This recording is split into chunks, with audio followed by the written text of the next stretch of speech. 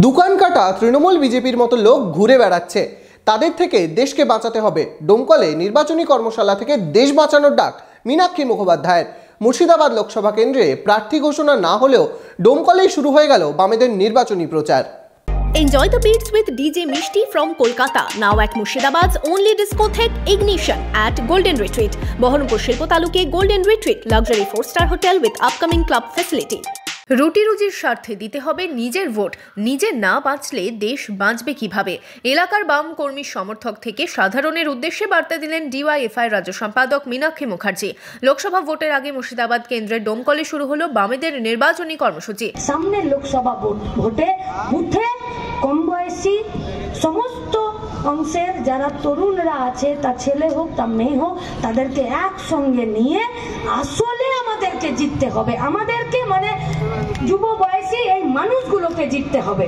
আসলে আমাদেরকে বাঁচতে হবে, আসলে দেশটাকে বাঁচাতে হবে, এই মুর্শিদাবাদকে ডোমকলকে বাঁচাতে হবে। তাই আমাদের লড়াইটা, তাই তো আমরা 50 দিন হাঁটলাম ইনসাফ যাত্রায়। আপনি নিজে না বাঁচলে ডোমকল কি করে বাঁচবে?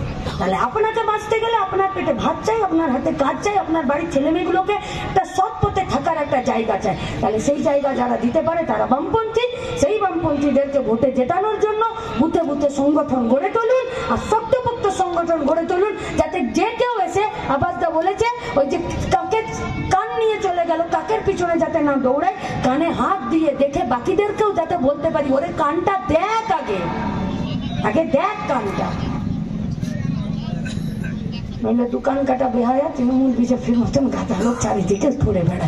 বৃহস্পতিবার ডোমকলের জনকল্যাণ মাঠে নির্বাচনী কর্মশালায় আলোচনা করেন কিভাবে বুথের কাজ শুরু করতে হবে, প্রার্থী থেকে প্রচার, ভোটের আগে কোন ইস্যুতে হবে লড়াই, এই নিয়েই মঞ্চে হয় আলোচনা।